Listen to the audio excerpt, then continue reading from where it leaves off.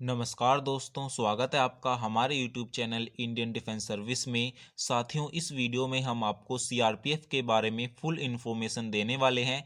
इस वीडियो में हम आपको बताएंगे कि सीआरपीएफ क्या है, इसमें कौन कौन सी पोस्ट होती हैं और किस पोस्ट के लिए क्या एलिजिबिलिटी क्राइटेरिया मांगा जाता है, जैसे कि हाइट, एज, वेट और एजुकेशन क्वालिफिकेशन कितना होना चाहिए।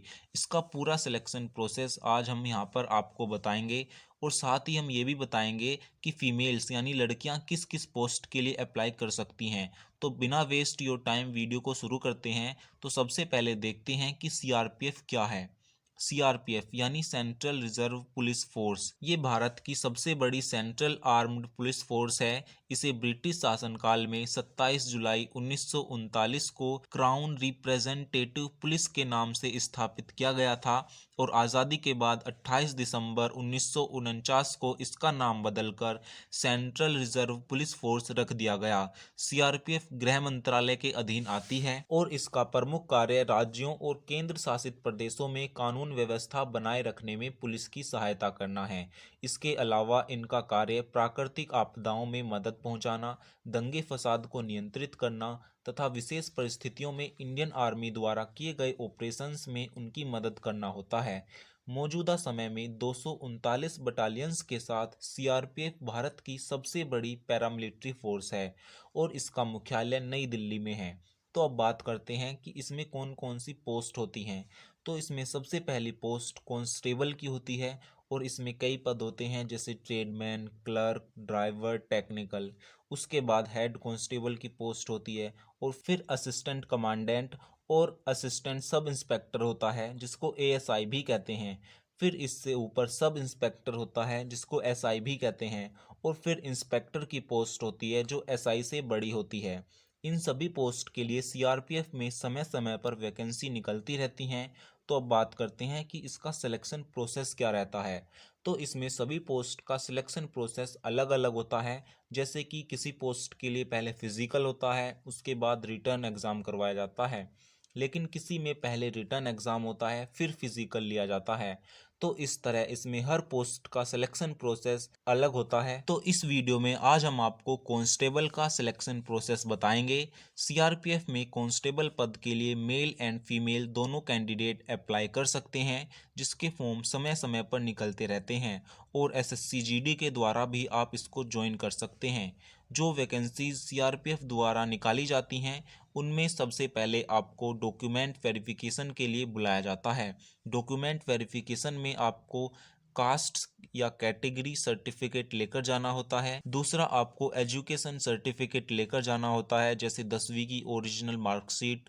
तीसरा, आपको डेट ऑफ बर्थ सर्टिफिकेट दिखाना होता है, इसमें आप 10वीं की मार्कशीट भी दिखा सकते हैं। चौथा, अगर आप ईडब्ल्यूएस कैटेगरी में हो तो आपको ईडब्ल्यूएस सर्टिफिकेट भी लेकर जाना होगा, वरना आपको इसका बेनिफिट नहीं मिलेगा। और आपको अपनी एक आईडी प्रूफ भी लेकर जानी होती है, जैसे कि आधार कार्ड या पैन कार्ड या फिर ड्राइविंग लाइसेंस या वोटर आईडी कार्ड लेकर जाना जरूरी होता है। इनमें से आपके पास एक आईडी जरूर होनी चाहिए। डॉक्यूमेंट वेरिफिकेशन के बाद आपको पीएसटी यानी फिजिकल स्टैंडर्ड टेस्ट के लिए बुलाया जाता है। फिजिकल में आपकी हाइट, वेट और चेस्ट मापी जाती है।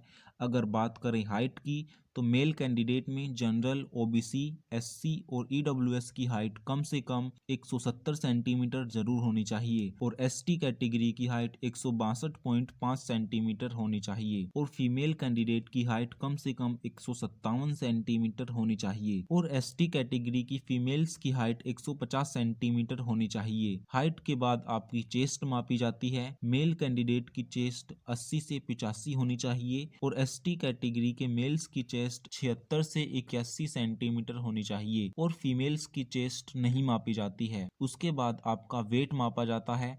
आपका वेट आपकी हाइट के अकॉर्डिंग होना चाहिए। लड़कों का मिनिमम वेट 50 केजी और लड़कियों का मिनिमम वेट 48 केजी तो होना ही चाहिए।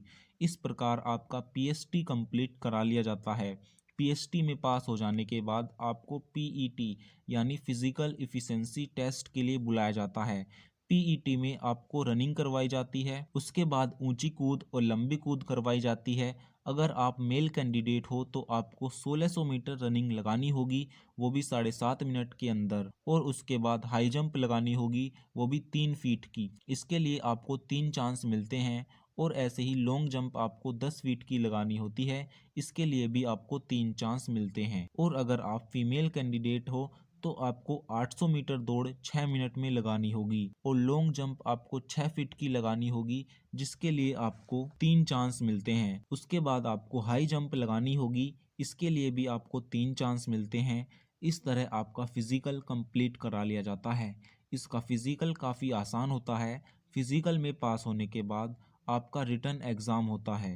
रिटन एग्ज़ाम में आपके जीके, मैथ, रीजनिंग, हिंदी और इंग्लिश से क्वेश्चंस पूछे जाते हैं। ये सभी आपके 10th लेवल के क्वेश्चंस होते हैं, जो कि ज़्यादा कठिन नहीं होते हैं। रिटन एग्ज़ाम के बाद आपको मेडिकल के लिए बुलाया जाता है, जहाँ पर आपकी फुल बॉडी को चेक किया जाता है। मेडिकल में क्लियर होने के बाद आपकी मेरिट लिस्ट लगती है, जिसके अकॉर्डिंग आपको ट्रेनिंग के लिए भेज दिया जाता है, और आपको देश सेवा करने का मौका मिलता है। और अगर बात करें इसकी सैलरी की, तो स्टार्टिंग में आपको 21,700 रुपये का पे स्किल मिलता है, और प्लस सरकार द्वारा जितनी भी फैसिलिटीज़ दी जाती हैं वो सभी मिलती हैं। तो ये था सीआरपीएफ में कांस्टेबल का पूरा सिलेक्शन प्रोसेस। बची हुई पोस्ट के सिलेक्शन प्रोसेस की वीडियो भी एक एक करके हम अपने चैनल पर बनाएंगे, इसलिए आप हमारे चैनल को सब्सक्राइब कर लीजिए और बेल के घंटे को भी दबा दीजिए, ताकि आने वाली वीडियो का नोटिफिकेशन आप तक पहुंच जाए। और अगर ये जानकारी आपको पसंद आई हो तो वीडियो को लाइक करना ना भूलें। और इस वीडियो से रिलेटेड आपका कोई सवाल है तो आप हमसे कमेंट में पूछ सकते हैं। तो फिर मिलते हैं एक नई वीडियो में, तब तक के लिए नमस्कार, जय हिंद।